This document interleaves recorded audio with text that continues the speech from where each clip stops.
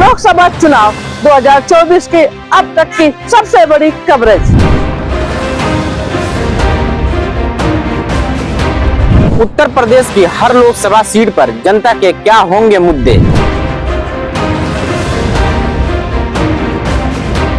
किस मुद्दे पे जनता इस बार वोट डालेगी। उत्तर प्रदेश लोकसभा चुनाव में क्या होंगे महिलाओं के मुद्दे। रोजगार, भ्रष्टाचार, कानून व्यवस्था पर जनता की क्या है राय।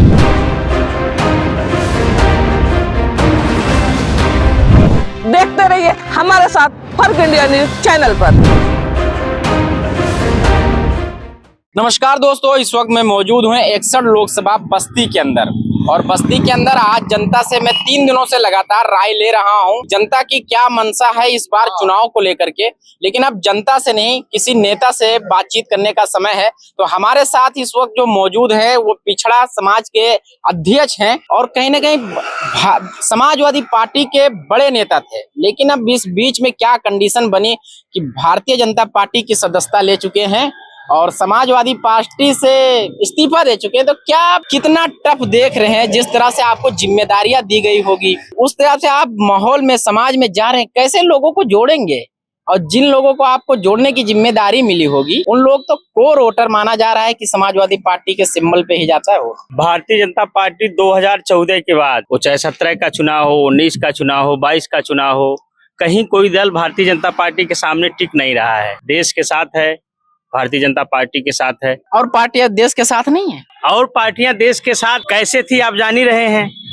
कभी उनको अतीक प्यारे थे, कभी उनको अतीक प्यारे थे। हमको राम मंदिर प्यारा था, देश को हिंदू प्यारा था। तो अब बात बदल चुकी है। तो समाजवादी पार्टी को आपका छोड़ने का क्या रीजन, यही रीजन रहा? नहीं, समाजवादी पार्टी को छोड़ने का मेरा रीजन ये नहीं रहा। समाजवादी पार्टी परिवारवादी पार्टी है। यादव समाज के लोग भी नेता बनना चाहते हैं, सांसद विधायक बनना चाहते हैं, राजनीति में आगे आना चाहते हैं। इसलिए समाजवादी पार्टी छोड़ के तमाम यादव नेता भारतीय जनता पार्टी में आ रहे हैं। और समाजवादी पार्टी ने, आपको मैं अभी बताया कि समाजवादी पार्टी ने पूरे उत्तर प्रदेश में आपने देखा होगा कि सिर्फ घर के लोगों को लोकसभा का उम्मीदवार बनाया है और यादव नेता नहीं है समाजवादी पार्टी में। और लोग क्यों नहीं बना रहे हैं? आप बता रहे हैं कि घर का पार्टी है, परिवारवाद की पार्टी है, लेकिन पूरा जो यादव समाज जो है वो कहते हैं कि हमारी पार्टी हमारे साथ खड़ी है। अब यादव समाज लगातार समझ रहा है, लगातार भारतीय जनता पार्टी में जुड़ रहा है। हर ब्लॉक में, हर गांव में यादव समाज धीरे धीरे भारतीय जनता पार्टी के साथ आ रहा है। हर गांव में आ रहा है और भारतीय जनता पार्टी के साथ रहेगा। तो आपके बस्ती में हरीश द्विवेदी जी लड़ रहे हैं और आप यादव होके, और ये अखिलेश यादव जी भी कहीं ना कहीं चुनाव प्रचार के लिए यहाँ पे आएंगे। कैसे होगा ये? क्या इस सीट को आपकी क्या रणनीति है जिताने के लिए? अगर मेरा अखिलेश यादव जी के चुनाव प्रचार में रुक पाएगा? अब आप बता रहे हैं कि हरीश द्विवेदी जी हैं पंडित, हम यादव। अगर मेरा चले तो मैं हरीश द्विवेदी को कह दूं हरीश द्विवेदी यादव, हरीश द्विवेदी चौधरी, हरीश द्विवेदी राजभर, हरीश द्विवेदी निषाद। हरीश द्विवेदी कभी जात की राजनीति नहीं करते हैं। हरीश द्विवेदी के सामने कोई कन्नौजिया जाता है तो लगता है कि ये तो कन्नौजिया हैं, कोई यादव जाता है तो लगता है यादव हैं, कोई चौधरी जाता है तो लगता है चौधरी हैं। तो हरीश द्विवेदी इतने सरल और इतने अच्छे नेता हैं कि उनको हर वर्ग का समर्थन पार्टी से ऊपर उठ के मिल रहा है। हरीश द्विवेदी का इतना अच्छा नेचर है कि व्यक्तिगत लोग हरीश द्विवेदी के साथ हैं, हरीश द्विवेदी से लोग जुड़ रहे हैं। हरीश द्विवेदी रिकॉर्ड वोटों से जीतेंगे। और आज यही कह दे रहा हूं कि हरीश द्विवेदी को सारे पार्टी के नेता, सारे लोग, सपा के सारे नेता उतर आए। अखिलेश यादव घर भर आई के प्रचार करें, आई या मायावती घर भर आई प्रचार करें, लेकिन हरीश द्विवेदी को ये लोग हरा नहीं सकते, क्योंकि हरीश द्विवेदी इतना बड़ा चैलेंज आप, लगता है कुछ ज्यादा बड़ा चैलेंज आप कर रहे हैं। ज्यादा बड़ा चैलेंज नहीं कि छोटी मुंह बड़ी बात हो रही है। बहुत आप अखिलेश यादव जी को चैलेंज कर रहे हैं। बहुत अच्छा चैलेंज कर रहा है। मैं फिर कह रहा हूँ, अखिलेश यादव घर भर आई के ही प्रचार करें। आप अखिलेश यादव जी को प्रधान मुख्यमंत्री रहे हैं प्रदेश के, आप उनको चैलेंज कर रहे हैं। तो हरीश द्विवेदी भी राष्ट्रीय मंत्री रहे हैं भारतीय जनता पार्टी के। भारतीय जनता पार्टी बहुत बड़ा दल है, देश का सबसे बड़ा दल है। भारतीय जनता पार्टी के राष्ट्रीय मंत्री रहे हैं। तो हरीश द्विवेदी कोई हल्के हैं क्या जो यहाँ चुनाव लड़ रहे हैं? और सारे समाज के लोग उनको अपना नेता मानते हैं। तमाम दल के लोग उनको व्यक्तिगत तौर पे वोट देते हैं। तो आप अभी बता रहे हैं कि जैसे यहाँ जो आपके नेता हैं वो केंद्रीय नेता हैं, तो समाजवादी पार्टी उनको रोक नहीं पाएगी। लेकिन जो उन्होंने अपना प्लान लॉन्च किया है, अपना मैनिफेस्टो आटा और डाटा वाला, उसको कैसे देखते हैं? आटा और डाटा एक किसी के गले की नीचे नहीं जाने वाला प्लान है। क्यों मोदी जी का नहीं, क्यों नहीं जाएगा? अरे भाई, जनता को चाहिए भाई 5 लाख के आयुष्मान कार्ड बड़ा है कि आटा डाटा बड़ा है? 5 लाख का आयुष्मान तो उन्होंने ये योजना बंद करने की बात नहीं की उनके है ना? घर में माता पिता, उनके भाई किसी की तबीयत खराब होती है तो अस्पताल जाता है, तो 5 लाख का कार्ड, आयुष्मान कार्ड मोदी जी का वो साथ लेके जाता है और बड़े गर्व से बड़े बड़े अस्पतालों में जाता है और दवा करा के मुफ्त में आता है। ये है मोदी जी की अच्छी योजना। तो आपका मतलब मोदी जी का राशन काम करेगा, अखिलेश यादव जी का डाटा और पिसा पिसाया आटा काम नहीं करेगा? अरे अखिलेश जी तो कह रहे हैं, मोदी जी तो लगातार कई साल से दे रहे हैं और 5 साल की और गारंटी मोदी जी ले चुके हैं, तो अभी तो ये कह रहे हैं और मोदी जी ऑलरेडी दे रहे हैं, तो अंतर कितना बड़ा है? तो भारतीय जनता पार्टी के सामने ये सब कुछ नहीं है, कुछ नहीं है, कुछ नहीं है। राहुल गांधी जी कह रहे हैं आप ही इंडिया अलायंस के साथ में लड़ रहे हैं, समाजवादी पार्टी के साथ में 150 सीटों पे बीजेपी को रोक रहे हैं। कौन कह रहा है? राहुल गांधी ने कहा है कि हमें आंकड़ा मिला है, हमें सूचना मिली है कि 150 सीटें बीजेपी रोक रही है। पिछले दिनों मिला था तो 180 जा रहे थे, आप 150 सीटें। पहले अपन ये चिंता करें खाता खुली कि नहीं खुली, उनका है पहले खाता खुली कि नहीं, कांग्रेस के पहले खाता खुली कि नहीं यूपी में? ये चैलेंज है उत्तर प्रदेश में कांग्रेस का खाता नहीं खुलेगा। उत्तर प्रदेश में चैलेंज है, कांग्रेस का खाता नहीं खुलेगा। नोट कर लीजिए, दिन टाइम राष्ट्रीय पार्टी का खाता नहीं खुलेगा। उत्तर प्रदेश में खाता नहीं खुलेगा, खाता नहीं खुलेगा। आपको उत्तर प्रदेश सीट नहीं मिलेगी, कांग्रेस को खाता नहीं खुलेगा। आपने अखिलेश यादव जी का नारा पटना में सुना था, 120 हराओ, 80 उत्तर प्रदेश में, 40 बिहार में। अब अखिलेश जी वाला सुन लीजिए, अखिलेश जी का सुन लीजिए। हाँ। इसी उत्तर प्रदेश में सपा बसपा गठबंधन था और पार्टियों का गठबंधन था। उसके बाद क्या हुआ आपने देखा था? आज समाजवादी पार्टी अकेले लड़ रही है, बहुजन समाज पार्टी अकेले लड़ रही है और सीट की बात कर रहे हैं। ये कौन सा सपना देख रहे हैं? ये तो देख ही नहीं रहे हैं अन्य पिछड़ा किसके साथ है, तमाम यादव समाज किसके साथ है। जब सारी जातियों का जिसको वोट मिलता है उसकी सीटें निकलती हैं।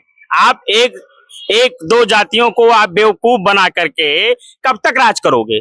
कब तक राज करोगे? आप मुसलमानों के सबसे बड़े हितैषी थे।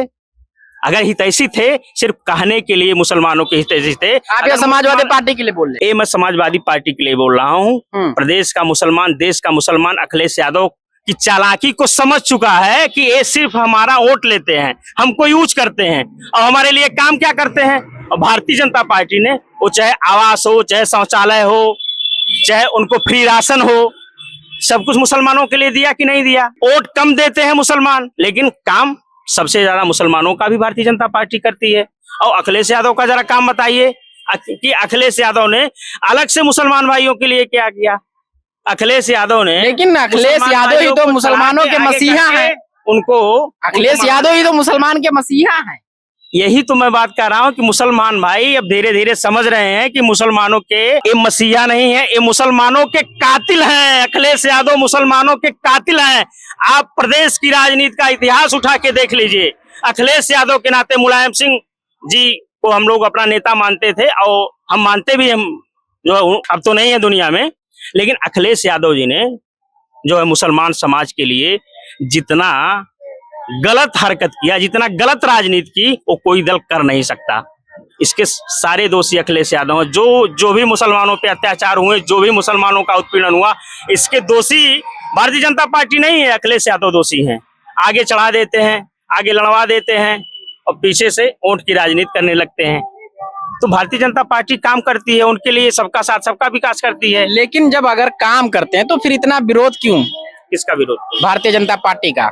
भारतीय जनता पार्टी राष्ट्र की राजनीति करती है, धर्म की भावनाएं जो है धर्म की रक्षा करती है। तो इसी में लोगों को मुद्दा मिल जाता है कि हिंदू मुसलमान करने का, इसी में लोगों को मुद्दा मिल जाता है इसकी राजनीति करने का, जबकि ऐसा कुछ है नहीं। अभी प्रथम चरण का चुनाव हुआ, उसमें कहा गया कि बीजेपी कहीं ना कहीं अपनी हार को करीब से देख रही है और उस हार की बौखलाहट में कुछ भी हो रहा है। भारतीय जनता पार्टी संतुलन में है नहीं पहले चरण के चुनाव के नतीजे से। भारतीय जनता पार्टी बहुत अच्छे संतुलन में है। भारतीय जनता पार्टी 80 सीटें उत्तर प्रदेश की जीतने जा रही है। संतुलन में कोई कौन नहीं है, वो दूसरे दल के लोग नहीं संतुलन में हैं। भारतीय जनता पार्टी तो एकदम निश्चिंत है। आप 80 हराने जा रहे हैं। एक मिनट की राजनीति जो है ये सोच रही है 2047 तक हम भारत को विकसित राष्ट्र बनाएंगे। भारत को कहाँ ले जाएंगे, 2047 तक का सपना बीजेपी देख रही है। 24 की राजनीति अभी नहीं कर रही है। विपक्ष कह रहा है कि सिर्फ आप सपने ही देख सकते हैं, साकार नहीं हो सकता। विपक्ष लगातार सपने देख रहा है, कभी पूरा हो नहीं रहा है, तो विपक्ष को हम क्या कहें। भारतीय जनता पार्टी तो लगातार सत्ता में जनता के आशीर्वाद से आ रही है, गरीबों के आशीर्वाद से आ रही है, आयुष्मान के कार्ड से आ रही है, किसान सम्मान निधि से आ रही है, आवास से आ रही है, शौचालय से आ रही है, और सबका साथ सबका विकास भारतीय जनता पार्टी कर रही है। इस नाते लगातार भारतीय जनता पार्टी को सारे समाज का वोट मिलता है, इसलिए भारतीय जनता पार्टी लगातार सत्ता में आ रही है। तो आप इतना सब कुछ पूरा गठबंधन के साथ में यूपी में इतनी मजबूती से लड़े और पूरे ताकत को आप नकार दे रहे हैं। गठबंधन सपा और बसपा से बड़ा गठबंधन आज है। आज कांग्रेस पूरी तरह से शून्य है, आप कांग्रेस के साथ लेके चल रहे हैं, क्या है, कुछ है? अब की बार और बुरी तरह से हारेंगे। तो कितने सीटें उत्तर प्रदेश में आप इंडिया गठबंधन को फाइट में देख रहे हैं? कितने सीटें हैं जिधर इंडिया गठबंधन जीत सकती है हम आपके अनुसार? हमारे 50-60 कह रहे हैं। 2 सीटों पर लड़ाई में है इंडिया गठबंधन, ऐसा ही है। 2 सीटें तो 2 सीटें। अरे वो आपको 50-60 हराने की बात कर रहे हैं। ठीक है, समय आने दीजिए, हम 450 पार जाएंगे, उसमें कोई दिक्कत नहीं है। भारतीय जनता पार्टी पुनः सरकार बनेगी, हरीश द्विवेदी एमपी होंगे, मोदी जी प्रधानमंत्री होंगे, सभी। एक लास्ट अंतिम सवाल करेंगे, आपके बस्ती के क्या मुद्दे होंगे इस बार चुनाव में? बस्ती लगातार जब से 2014 से हरीश द्विवेदी जी सांसद हुए हैं, बगल में ये रोड है, बगल में लालगंज मुंडेरवा रोड है, सारे रोड चमाचम हो गए हैं। और भी जो सरकार की योजनाएं हैं, वो चाहे ब्लॉक लेवल पे हो, जिले लेवल पे हो, सारा काम हो रहा। मेडिकल कॉलेज, इंजीनियरिंग कॉलेज, सब कॉलेज जो है 2014 के बाद हरीश द्विवेदी जी ने खुलवाया, और रोजगार के लिए भी हरीश द्विवेदी लगातार काम यहाँ बस्ती में कर रहे हैं।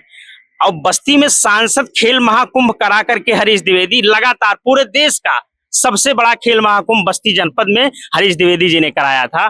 तो हमारे युवा साथियों के लिए वो लगातार खेल के माध्यम से नौकरियां दिलाने का काम कर रहे हैं, और भी जो है ITI के माध्यम से, इंजीनियरिंग कॉलेज के माध्यम से, और बहुत अच्छा हरीश द्विवेदी जी ने एक पंडित दीनदयाल नाम की से एक बहुत शानदार पुस्तकालय बनवाया है। पूरे देश में पुस्तकालय नहीं है। हमारे नौजवान साथी छात्र हमारे वहाँ जाके पढ़ते हैं, अच्छी शिक्षा लेते हैं, नौकरियों में जाते हैं, तो यहाँ बहुत अच्छा है। ठीक, धन्यवाद।